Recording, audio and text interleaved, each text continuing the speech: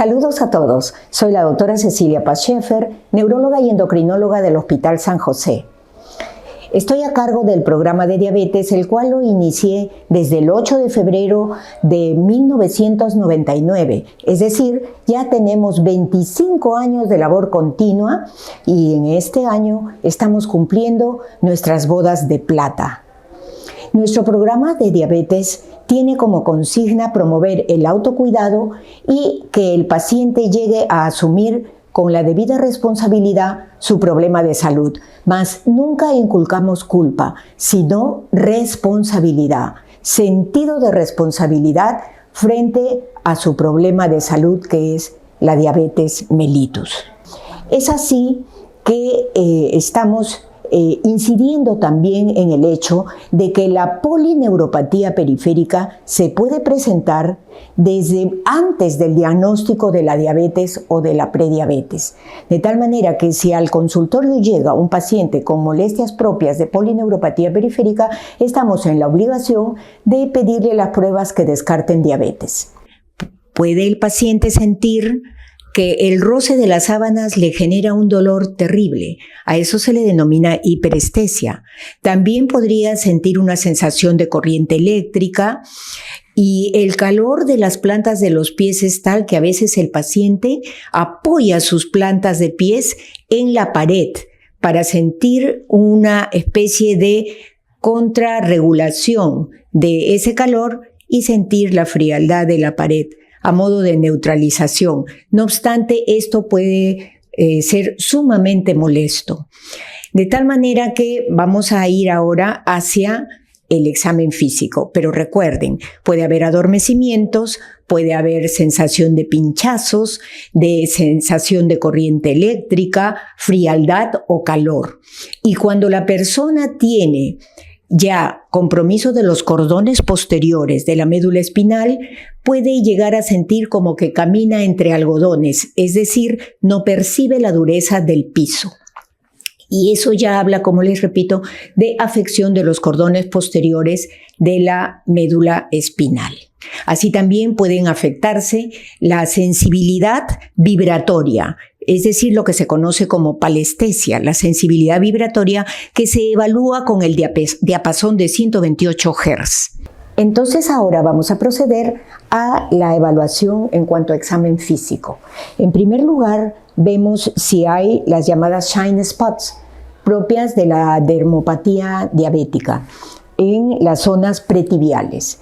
Además, también debemos ver si hay hiperpigmentación, una coloración parduzca a nivel del tercio inferior de las piernas, que haría saber que hay una insuficiencia venosa periférica. Y así ver también si las uñas tienen signos de hongos, o sea, onicomicosis. Y acá podemos apreciar que Adita tiene engrosamiento y coloración parduzco de las uñas, lo cual implica lo que les decía, ¿no? Una instalación de hongos en esta zona de las uñas de los ortejos. Y eso es importante porque como se engruesa la uña puede incrustarse en las partes blandas de alrededor de las mismas y generar lo que se conoce como uña encarnada, que a veces en su gran mayoría merita una extracción de la uña, ¿no? Por otro lado, también hay que ver si hay deformaciones en los dedos de los pies, como por ejemplo el hallux valgus, que es una desviación del primer ortejo hacia la línea del segundo ortejo. Inclusive a veces llega a generar un sobremontado del segundo ortejo sobre el primero. Y esta desviación es importante porque en esta zona se genera zona de roce con el calzado, de tal modo que puede generarse luego una úlcera en este lugar. Por otro lado, también es importante la palpación de los pulsos, el pulso pedio en el dorso del pie y también el pulso tibial posterior por detrás de la prominencia conocida como maliolo interno. Es así que debemos de detectar deformaciones mayores como la artropatía de Charcot, en donde la estructura del pie se ve afectada y también puede propiciar muchas zonas de roce. El calzado debe ser cómodo, debe ser apropiado. ¿Y cómo se percata el paciente si es un calzado apropiado? Porque al movilizar sus deditos dentro del calzado no le ofrece resistencia el mismo. Es decir, que puede movilizar los deditos de los pies dentro de su calzado sin problemas. Lo ideal es que el paciente se haga su autoinspección. Si no llega a doblar en un rango suficiente su rodilla para poder apreciar la planta de los pies, pues puede usar un espejo para ello. Entonces, hasta el momento vemos los pulsos, la coloración, presencia de onicomicosis o de micosis interdigital entre los deditos de los pies. Y luego ya podríamos pasar al uso del diapasón, que es para la evaluación de la sensibilidad vibratoria, y también luego a la detección de los reflejos osteotendinosos, en especial los patelares y los aquilianos. Los reflejos aquilianos son los primeros que se ven abolidos en la persona con diabetes que ya está teniendo polineuropatía periférica. Que debemos de ver la temperatura del pie. En este caso, Adita tiene sus pies bastante fríos. Otro detalle es ver si hay una zona de calor local, ¿no? Es decir, los componentes de la flogosis, porque eso nos podría estar hablando de una celulitis en la zona de las extremidades. Es decir, flogosis que combina el eritema, o sea, la coloración rojiza, la hinchazón y el calor local, ¿no?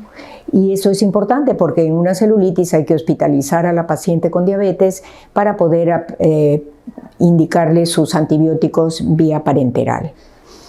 Además de ello, tenemos que ver qué tipo de pie tiene la persona. Hay pie egipcio, cuando todos los deditos van en degradé hacia abajo.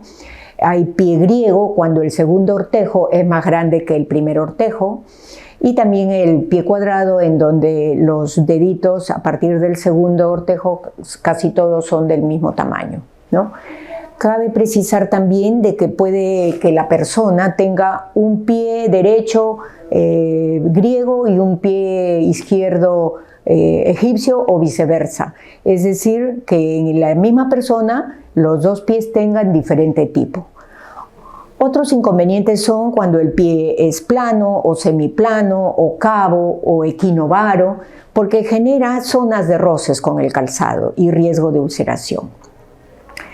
Ahora vamos a pasar a lo que es en sí el uso del monofilamento. Para ello necesitamos saber qué molestias tiene nuestra paciente. Así que, señora Adita, nos va a decir usted qué molestias tiene a nivel de las extremidades. Primero tengo que se me adormecen los dedos. Luego, de vez en cuando, siento como un calor fuerte desde los dedos hasta la rodilla.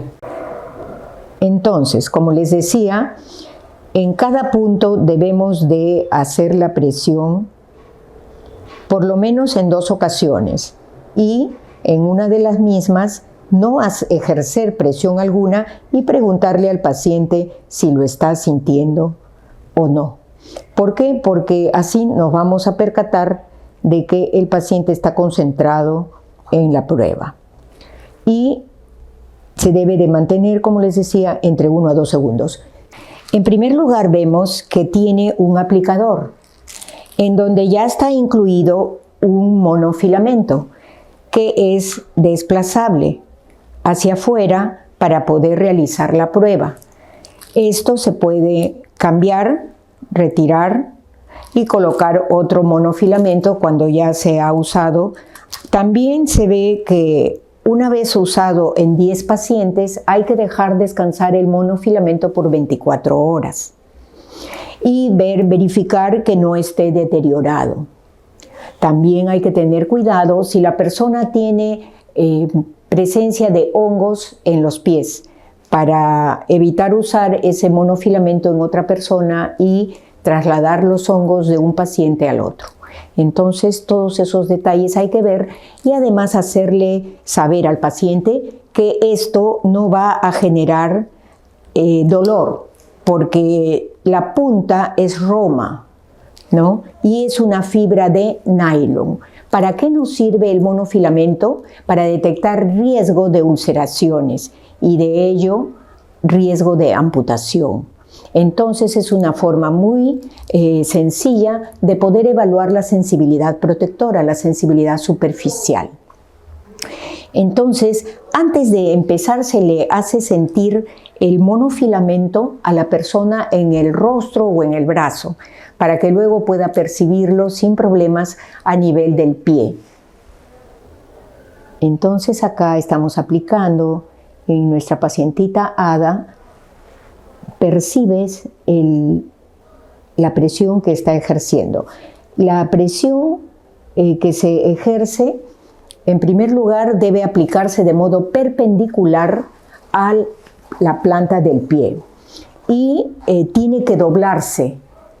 Una vez que se dobla, se está ejerciendo una presión de 10 gramos, independientemente de la fuerza que pueda estar aplicando el examinador. Y se sostiene entre 1 a 2 segundos. Luego de ello se retira. Y son 10 puntos los que se deben evaluar en el pie. En el primer ortejo, en el tercero y en el quinto. Y también en el primer metatarsiano, tercer metatarsiano y quinto metatarsiano. Además de esos 6 puntos, hay otro punto en la zona del arco del pie, en el canto interno del pie. Y su contraparte en el canto externo del pie. Así también en el talón. Y otro punto más en el dorso del pie entre el primer y segundo ortejo. Para esto la paciente debe estar echada en decúbito dorsal, debe estar con los ojos cerrados para que se concentre en la percepción del estímulo de la fibra de nylon que viene a ser el monofilamento. Entonces vamos a proceder a chequear los puntos que les he mencionado y Adita nos va a decir si lo percibe o no. ¿Y dónde lo percibe? Si hay callosidades, vale explicar de que no se debe aplicar el monofilamento en las zonas de hiperkeratosis. En todo caso, en algún punto de alrededor de la hiperkeratosis se aplicaría el monofilamento en las zonas que ya le mencioné. Y tampoco se debe aplicar en una zona de úlcera. Vamos a proceder entonces y Adita nos va a decir si siente y dónde lo siente. Lo hacemos de modo perpendicular, se está curvando el monofilamento. Y el dedo en el primer dedo gordito, como le llamamos. En el primer ortejo. Está diciéndonos que lo ha sentido en el primer ortejo. Nos va a decir si lo percibe.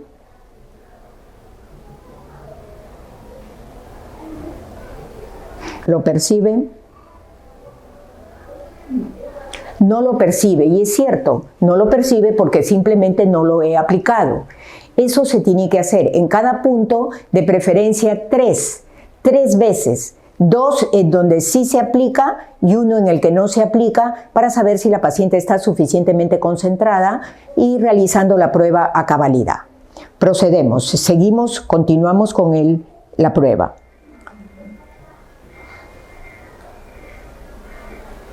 ¿Lo siente? La parte baja del dedo.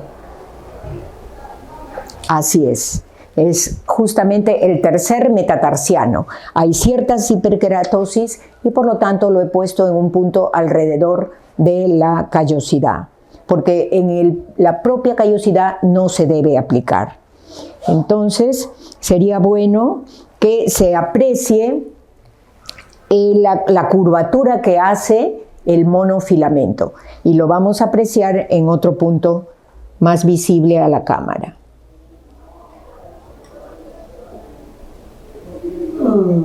Entre los dedos la parte inferior de los dedos. ¿Cuáles dedos? El segundo y el tercero. Ya. ¿Sí? Ahora vamos a ver si lo percibe. ¿Percibe algo? Sí. En este momento, ¿está percibiendo algo? No tiene el cómo. No siente, efectivamente no siente porque no lo estoy aplicando. Entonces ya saben que eso hay que hacer para saber si el paciente está concentrado y si está debidamente dedicado a la prueba. Entonces vamos a pasar a insistir.